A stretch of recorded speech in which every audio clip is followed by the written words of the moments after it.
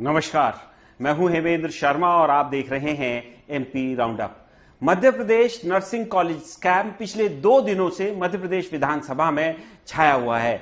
छाया हुआ इसलिए है क्योंकि ऑपोजिशन कांग्रेस पार्टी ने पहले एडजॉर्नमेंट मोशन के तहत इस Madhya Pradesh nursing college scam पर चर्चा करने की मांग की। इस पर जो ट्रेजरी बेंचेस है, सत्ता पक्ष जो है वो राजी नहीं हुआ और दलील ये दी गई क्योंकि इसका कोई रूल्स इस तरह के नहीं है, कोई प्रेसिडेंट नहीं है, क्योंकि ये मामला जो है सीबीआई में चल रहा है और कोर्ट के अधीन इसकी जो है जांच चल रही है और ये मामला सब जुडिस है। इसलिए बाद में सहमति इस बात पर बनी कि एक कॉल अटेंशन मोशन के माध्यम से इस पर चर्चा विधानसभा में की जाए और चर्चा हो भी रही है Madhya Pradesh nursing college scam पर।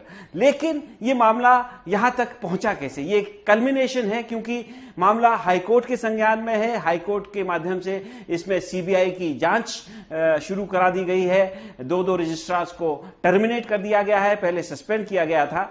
तो ये एक कल्मिनेशन है एक तरह से Madhya Pradesh nursing college scam का कि इसमें विधानसभा में चर्चा हो रही है। तो सवाल यही है कि ये मामला यहां तक पहुंचा कैसे? तो ये मामला यहां पर पहुंचा कुछ जागरूक नागरिकों की वजह से, जिनमें से एक है विशाल बघेल। विशाल बघेल ने कोर्ट में इस मामले को पहले उठाया, फिर इस एक रिट पिटीशन के माध्यम से मध्य प्रदेश हाईकोर्ट में इस मामले को लेकर पहुंचे, जिसके बाद ये मामला कोर्ट के संज्ञान में आया। कोर्ट ने वेरियस स्टेजेस पर कई डायरेक्शन इसमें दी, जिसमें सीबीआई की इंक्वायरी भी एक थी। अब जब मध्य प्रदेश विधानसभा में इस पर चर्चा हो रही है तो सत्ता पक्ष ने और ऑपोजिशन दोनों ही पार्टीज ने विशाल बघेल के रोल को जो है एक्नॉलेज किया है। ऑपोजिशन कांग्रेस पार्टी के नेता जो उपनेता हैं हेमंत कटारे, उन्होंने तो बाकायदा विशाल बघेल को धन्यवाद भी दिया है कि उन्होंने इस मामले को उठाया। तो आज हमारे स्पेशल गेस्ट हैं मिस्टर विशाल बघेल। आपका बहुत बहुत स्वागत है। आज मामला खास इसलिए है क्योंकि विधानसभा में चर्चा हो रही है। वैसे तो कई दफा आप हमारे एमपी राउंड अप में और एमपी तक पर इस पर्टिकुलर मुद्दे को लेकर कर आए हैं, लेकिन आज स्पेशल बन जाता है क्योंकि विधानसभा में चर्चा हो रही है। विशाल जी, मैं आपसे ये पूछना चाहता हूं, पूरे विश्व के बारे में तो हम चर्चा करेंगे ही करेंगे, लेकिन क्या क्या कठिनाइयां रही, क्या क्या दिक्कतें सामने आई? क्योंकि इतने बड़े एजुकेशन माफिया के खिलाफ, सिस्टम के खिलाफ जिसमें सरकार एक हिस्सा हो, उसके खिलाफ आवाज उठाना सामान्य परिस्थितियों में आसान नहीं माना जाता है। जी, आपने बिल्कुल सही कहा कि समस्याएं तो आती हैं और जब उठाने वाला कोई एक हो तब ये समस्या ज्यादा होती है। चूंकि हमने ये मामला लॉ स्टूडेंट एसोसिएशन के माध्यम से उठाया है, हमारे बहुत सारे विधि के छात्र और जो भी प्रैक्टिस कर रहे हैं उन सबके सहयोग से ये मामला न्यायालय तक पहुंचा। इस पूरे मामले को जब प्रदेश स्तर के मामले को माननीय उच्च न्यायालय तक ले जाना होता है तो उसके पहले की जो बहुत सारी रिसर्च होती है, उसमें फील्ड लेवल पे जाके उनको भौतिक रूप से सत्यापन करने का काम, ये सभी एक व्यक्ति के बस का काम नहीं है। इसमें पूरी टीम, पूरे सदस्यों ने काम दिया है। मैं तो मात्र इस याचिका का या इस मुद्दे का चेहरा हो सकता हूं, लेकिन असली श्रेय तो उन सदस्यों को जाता है। ह्यूमिलिटी है आपका ये इस तरह से कहना कि आप मात्र चेहरा हो जाओ, सबको क्रेडिट देना भी चाहिए, आपकी पूरी टीम को क्रेडिट जाता है। लेकिन मेरा सवाल ये है कि क्या किसी स्टेज पर आपको एजुकेशन माफिया ने या इन स्कैम से जुड़े लोगों ने थ्रेट करने की कोशिश की, ये करने की कोशिश की आप इसको ना उठाइए, इसको कोर्ट ना ले जाइए? क्योंकि आफ्टरऑल उनका तो मतलब मनी इसमें इन्वॉल्व था, बहुत सारा पैसा इन्वॉल्व उन्होंने कमाया था। देखिए, शुरुआती समय में तो बहुत सारी ऐसी घटनाएं सामने आई थी, कुछ ऐसे वाकये सामने आए थे जिसमें चूंकि मैं पेशे से वकील भी हूं तो सीधे डायरेक्टली तो किसी ने मुझे प्रयास नहीं किया, लेकिन इनडायरेक्टली शुभचिंता व्यक्त करते हुए लोग जब धमकियां दे जाते हैं तो उसका फिर इंटरप्रिटेशन करना पड़ता है कि ये वास्तव में कहना क्या चाहते थे। थोड़ा सा उससे मनोविज्ञान यस, इन माध्यमों से बहुत ही ज्यादा संख्या में बार बार दबाव आए, बहुत सारे स्तरों पर दबाव आए, लेकिन हम साक्ष्यों से मजबूत थे, हम अपने इरादों से मजबूत थे और हमें माननीय न्यायालय पर पूरा भरोसा था। और माननीय न्यायालय ने इस हेल्थ से जुड़े मैटर में जो गंभीरता दिखाई, जो संवेदनशीलता दिखाई, उसके परिणाम अब सामने आना शुरू हुए हैं।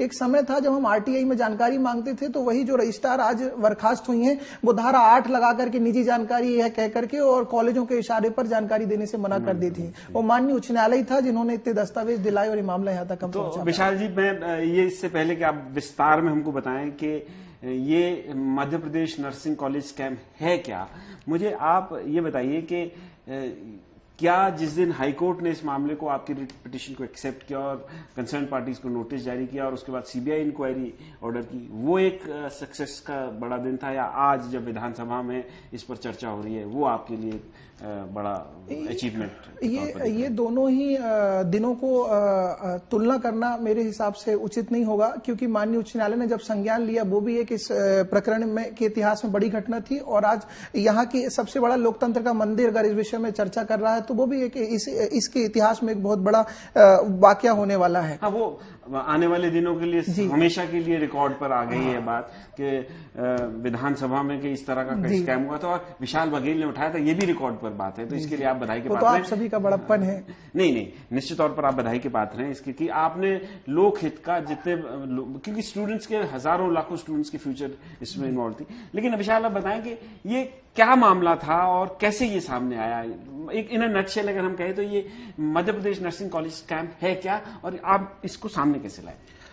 देखिए, किसी भी संस्था को संचालन करने के लिए सभी मानक तय हुए, मापदंड तय हुए हैं, और जब बात स्वास्थ्य किया जाती है, चिकित्सा किया जाती है, तो इनमें और ज्यादा गंभीरता बरती जाती है। इसमें इंटरनेशनल नॉर्म्स फॉलो किए जाते हैं, सबके लिए प्रॉपर अपेक्स बॉडीज बनी हुई हैं सेंट्रल लेवल पे जो ये तय करती हैं। तो ये कहानी ज्यादा समय पुरानी नहीं है, सिर्फ शुरू इस बात से हो गई कि बीच में अभी 3 साल 4 साल पहले हम लोगों ने एक बहुत बड़ी तबाही देखी कोरोना के रूप में, जब हमने अपनी स्वास्थ्य व्यवस्थाओं का हमको वास्तविक में जायजा लेने का मौका मिला कि हम कितने गहरे पानी में हैं। इससे पहले तक तो हम उससे पाला नहीं पड़ता था। तो जब स्वास्थ्य की सबसे ज्यादा इंफ्रास्ट्रक्चर की जरूरत पड़ी, तब ऐसे मामले सामने आए कि सरकारी अस्पताल में जगह कम पड़ने लग गई और निजी अस्पतालों पर निर्भर होना पड़ा। निजी अस्पताल जो सरकार के रिकॉर्ड पर तो थे, उनके बिस्तर भी सरकार के रिकॉर्ड पर थे, तो सरकार ने अपनी सारी प्लानिंग भी उसी हिसाब से करी कि हमारे पास इतने बेड खाली हैं। लेकिन भौतिक लेवल पे जब जाकर के पेशेंट ने वहां देखा, लोगों ने वहां देखा, या प्रशासन की टीमों ने वहां देखा, तो वहां पर अस्पताल नहीं थे। यहां से ये चीज खुलना शुरू हुई कि आखिर ये फर्जी अस्पताल खोले ही क्यों गए थे, इनके लाइसेंस ही क्यों लिए गए थे। तब एक बहुत बड़ी चीज सामने आई कि मध्य प्रदेश में या देश में नर्सिंग कॉलेज को स्थापित करने के लिए एक 100 बिस्तर के मल्टी स्पेशलिटी अस्पताल की जरूरत होती है। तो लोगों ने एक फर्जी नर्सिंग कॉलेज खोलने के लिए एक फर्जी अस्पताल ही गढ़ डाला, और वो इस पूरे प्रकरण की पृष्ठभूमि थी। सबसे पहले ग्वालियर में इसकी शुरुआत हुई। ग्वालियर में जिला प्रशासन ने जब ये फर्जीवाड़ा पकड़ा और अस्पताल वेरीफाई किए, तो उन्होंने खुद अपने लेवल पे बहुत सारी कार्रवाइयां की थी। फिर एक जनहित याचिका ग्वालियर खंडपीठ में दायर हुई थी, उसमें माननीय उच्च न्यायालय ने ग्वालियर डिवीजन के कॉलेजों की जांच कराई थी, और उसमें बहुत सारे कॉलेज बंद हुए थे। उसी के समानांतर उस समय भी चूंकि हमारे प्रकरण की हमारे विषय की हम रिसर्च कंटिन्यू कर रहे थे, और हमारा एक बहुत वो तरीका ये होता है कि हम 2 साल 3 साल तक जब तक सभी दस्तावेज नहीं जुटा लेते, जब तक हम माननीय उच्च न्यायालय में नहीं जाते, क्योंकि हमको वहां की जिम्मेदारी ज्यादा बनती है, क्योंकि हम पेशे से अधिवक्ता हैं। जी, तो हमने जब दस्तावेज जुटाने शुरू किए, तो हमने सबसे पहले उन क्षेत्रों में जाकर देखा जहां पर इनको इस 100 बेड के अस्पताल से छूट लेकर के कॉलेज स्थापित हुए हैं। जैसे कि मध्य प्रदेश के अनुसूचित क्षेत्र, जितने भी ट्राइबल एरिया हैं, वहां पर इस शर्त को शिथिल किया गया है ताकि वहां पर स्वास्थ्य और चिकित्सीय सुविधाओं को ज्यादा अच्छे तरीके से पहुंचाया जा सके। इसका दुरुपयोग शिक्षा माफिया ने कैसा किया, किराए की छोटी छोटी 2-2 कमरे की बिल्डिंग जिनमें कॉलेज छोड़ के बाकी सब कुछ था, वो स्थापित किए, और सरकार के बेडों पर निर्भर रह के स्वयं के बिना अस्पताल के वहां पर कॉलेज खोलना दिखाया।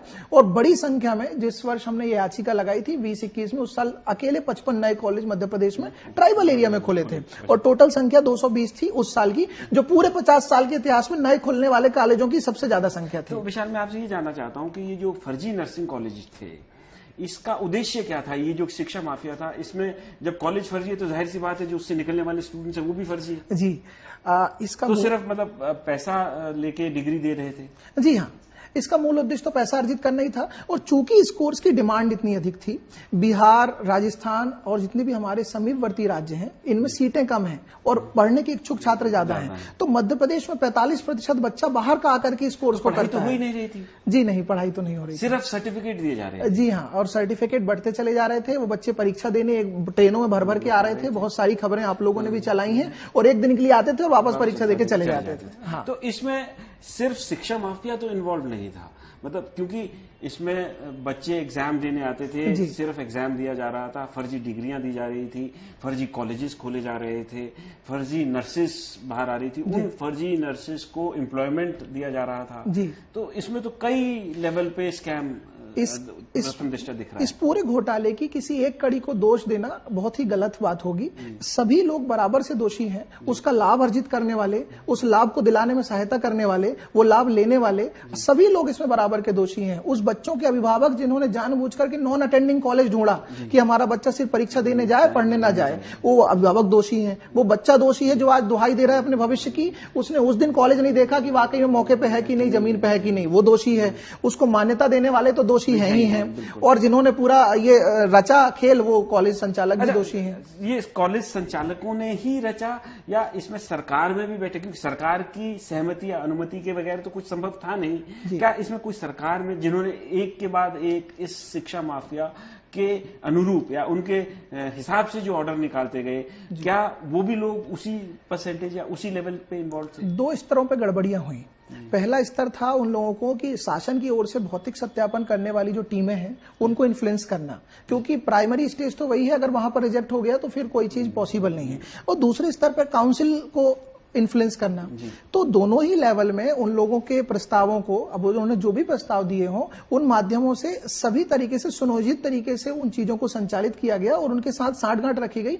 अभी भूतपूर्व रजिस्ट्रार का एक वीडियो आया था, उन्होंने ये भी कहा था कि जब हम निरीक्षण करने जाते थे तो वरिष्ठ स्तर से फोन आकर के हमको रोक दिए जाते थे। तो हम इस संदेह से इंकार नहीं कर सकते कि लेवल कहां कहां तक ये मामला जुड़ा हुआ था। एक महाविद्यालय संचालित हो रहा था भोपाल में, सविता नर्सिंग कॉलेज, वो सीबीआई ने भी चेक किया था तो उन्होंने उसको 3000 वर्ग फीट में संचालित होना बताया था।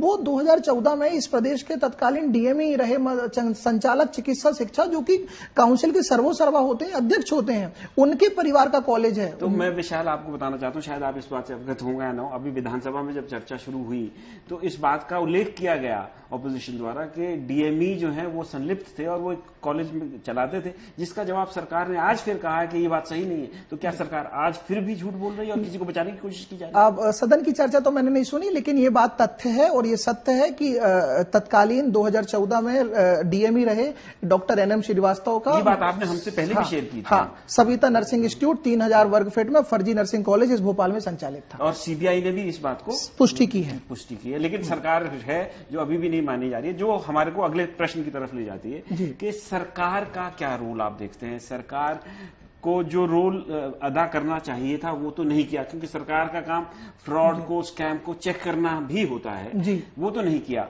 लेकिन उसके इलाहिदा उसको फैसिलिटेट किया, इंश्योर किया।